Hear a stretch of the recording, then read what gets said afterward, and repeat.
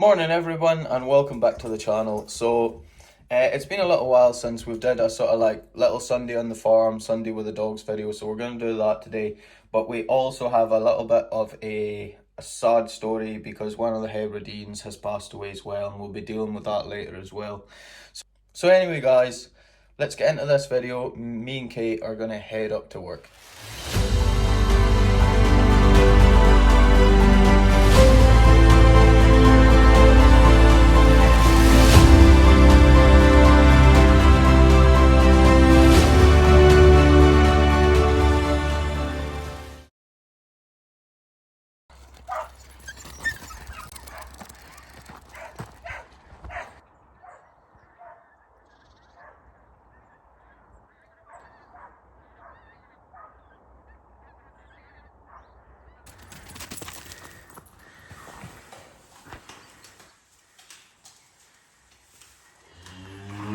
You can see guys, we've got some cattle inside now. So this was the big group of bullocks that was out the back getting fed in the square about a month ago. And these guys, these are going to market this Wednesday, so that's why they're inside.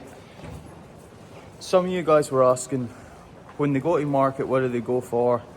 So the most of these bullocks here will end up in the food chain, but they won't be sold directly into it.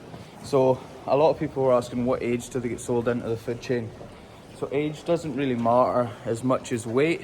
And the cattle we've got here, they were born in March 2023, and some of the heaviest here will be about just approaching 700 kilos, and some of the lightest will be about 450, just a bit less than 500. So when they're looking to go into the food chain, suppliers are looking for cattle at about 800 kilos. So these will all be sold on to other farmers. Because of the time of year, we're running out of grass, and we basically naturally feed these cattle. So we're running out of grass, so we're either going to shift them on to somebody who has a bit more grass, or somebody who specialises in feeding up this type of cattle and bringing them on to the point where they're ready to go into the food chain.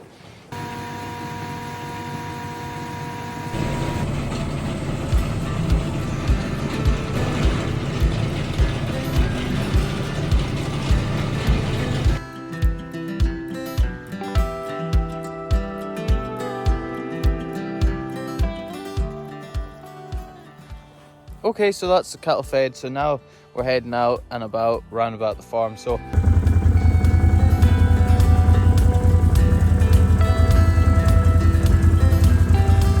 how are you getting on? You just behave yourself.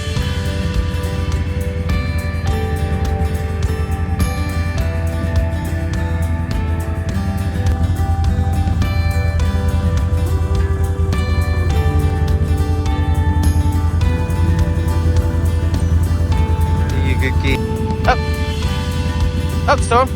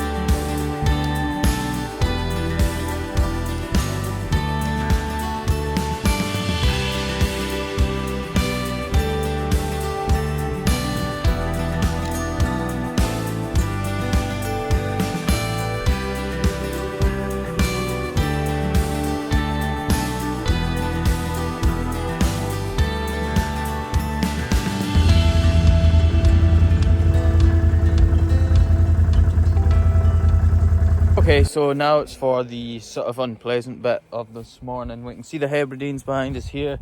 There's 8 of them there, and we have one here who has passed away last night.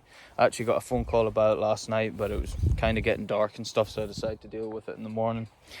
As you guys probably know if you watched the video last week, they were actually health checked. She was doing pretty much fine. There's no real reason why she's passed away. I've had a quick look at her as well, and I don't see anything suspicious, if we can call it that. Yeah, it's just one of those things that happen. To be honest, it's one of the original ewes, one of the ones that we bought originally 2.5 years ago. We bought them when they were 4, so she's like 6.5, 7 almost, which these sheep on average will live to about 10 years old, so she's not young, but she's not super old either. So now we have to question why it's happened. It could just be one of those things. Sometimes sheep just die suddenly. In fact, sheep are kind of famous for it, and I'm surprised we've went 2.5 years without losing a single flock member to something like this, because sheep are kind of famous for being dead sometimes. But the rest of the herd look fine, so we'll keep an eye on them. Right now we're just going to assume that it's a one-off anomaly. If we get another one in the next couple of weeks, then we're going to have to look at it a bit more seriously. These sheep, they get all their standard stuff like wormer, flea treatments, all the standard treatments that you'd give to sheep, but they don't get clostridial diseases like blackleg vaccines, because they're a dog training herd. These sheep actually, I don't make any money on them. They cost me money every year. And blackleg vaccines and vaccines for clostridials are a lot more expensive, and when you've not got it in your herd, it's just not worth it. So it's maybe something, if we get another one that dies suddenly, because I should explain, blackleg and things like that, there's no symptoms. The sheep just die randomly. There's no symptoms that lead up to it. So if we get another one who passes away suddenly, then we're going to have to maybe think about vaccinating them against something like blackleg, which is really expensive, and especially when you've only got 8 sheep left, and the smallest batches you can buy in is for 25 or 50 sheep. So to be honest, one bottle of vaccine is probably worth more than the entire flock of sheep. But anyway guys, we're going to get this girl in the trailer, and I'm going to use this to sort of educate people on what happens here in Scotland when we have fallen stock. So in Scotland, when we have stock go down like this, first off, that animal is condemned. It is not fit for eating, it is not fit for sale, it is completely condemned, right? So that cannot be sold into the food chain, because I've seen people before, people saying, a certain group of people saying that animals like this are sold into the food chain. They are not. The minute an animal dies on the farm, it is condemned. So it is now my responsibility to retrieve this animal and take it away from any other stock before it starts to decompose or anything like that, so in a sort of timely fashion. Now it won't be today because today's Sunday, but tomorrow morning, which is Monday morning, I will phone the fallen stock service that we use, and then I'll pay for them to come and take her away, and from there they'll take her away and then she will be incinerated. It used to be the case that you could bury your animals here in Scotland. You can't do that anymore. Ever since foot and mouth in the early 2000s, late 90s, you're not allowed to bury any stock. Now if you're in a really remote place, like a remote island in Scotland or something like that, you can get a license to bury them, but it's heavily regulated. And if you're anywhere sort of like mainland, you're using a fallen stock service to take those animals away and have them incinerated, because you can't bury them at all. The reason for that is back in the 90s, part of foot and mouth was blamed on farmers not burying stock correctly, not burying stock deep enough, or potentially letting stock decay underground, and then stuff was coming up through the ground, which was affecting healthy cattle and things like that. So there is a good reason behind it, but yeah, that's what we have to do legally now. Oh, and also also legally we now have to register. Every sheep in Scotland is registered with the government, so we now have to tell the government that this sheep is no more, and have her taken off our registers as well.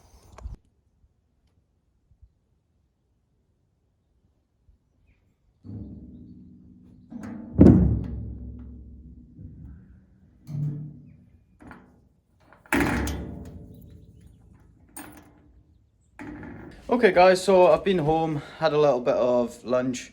We're gonna head out into the garden, see what the dogs are up to, let them play. Let Monty and Kate out with the other two. Come on, Monty.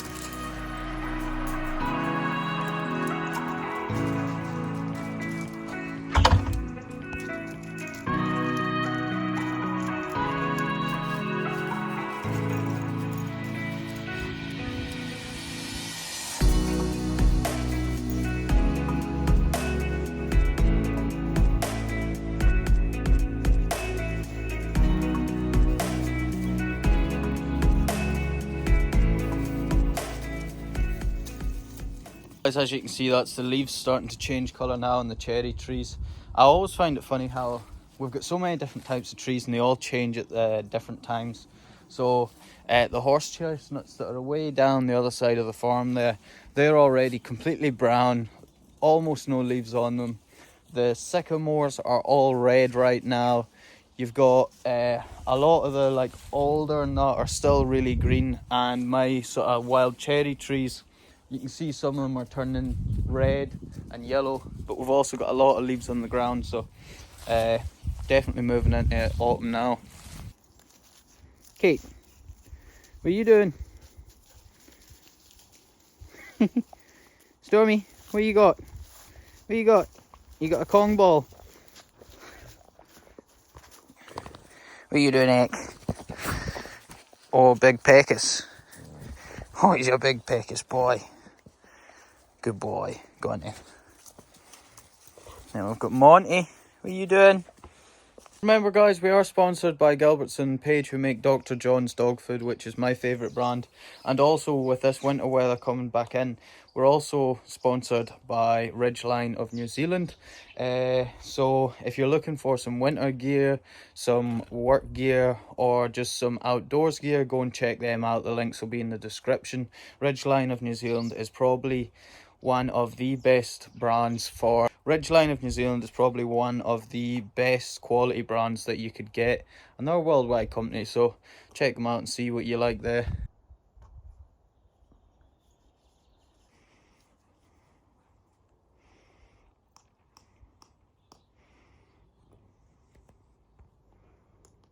So we've got a little unboxing to do as well from the Amazon wish list. I may have already opened this, but anyway, let's get into it and see what's inside. Here, so this is from Doreen from Lancashire, so thank you very much, Doreen. Let's have a look at what's inside. First off, I did actually open these, but some sausages. The dogs love these sausages. So two male dogs are first wanting some. There you go, Echo. There you go, Monty. Kate, Kate.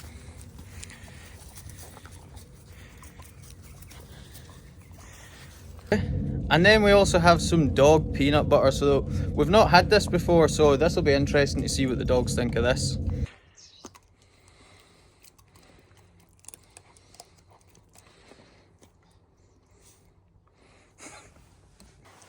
Monty.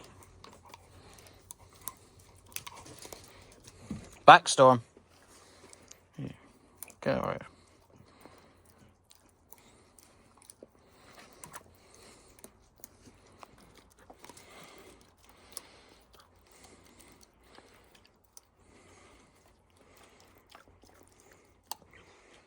No, not the spoon.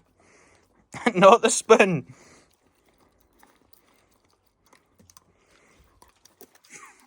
It's easy.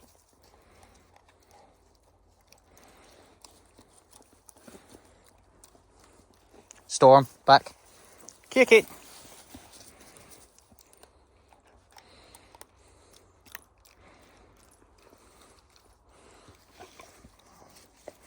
You want something?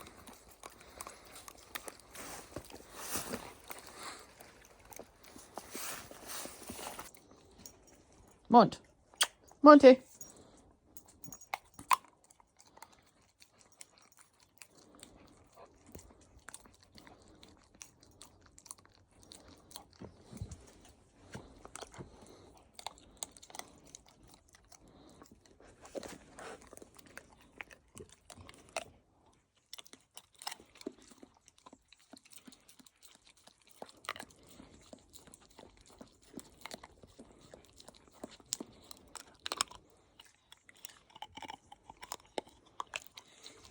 So guys, that went down pretty well with the dogs.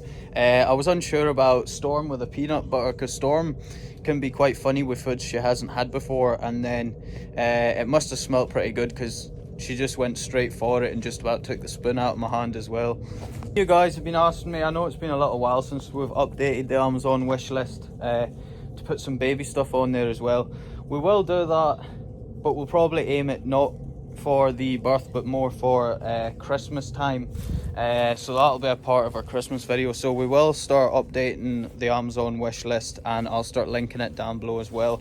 It'll probably take me a couple of weeks to update it, and I'll start linking it down below, and if you want to buy either the dogs or the baby something for Christmas, you can do that.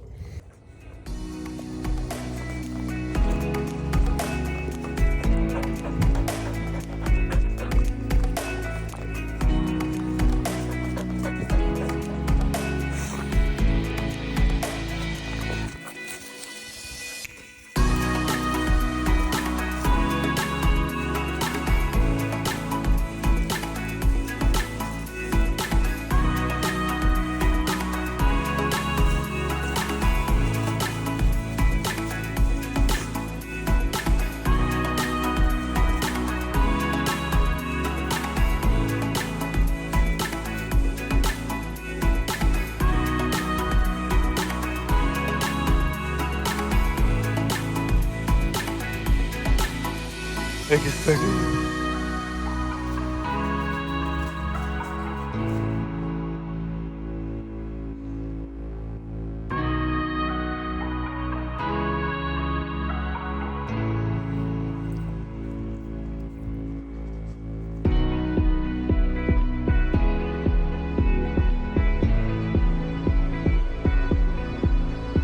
Anyway everyone, that'll do it for today's video. I hope you guys enjoyed. It should have been a good fun video for a Sunday, apart from that little bit about the Hebrideans. But that'll do it for today's video guys. Thank you very much for watching.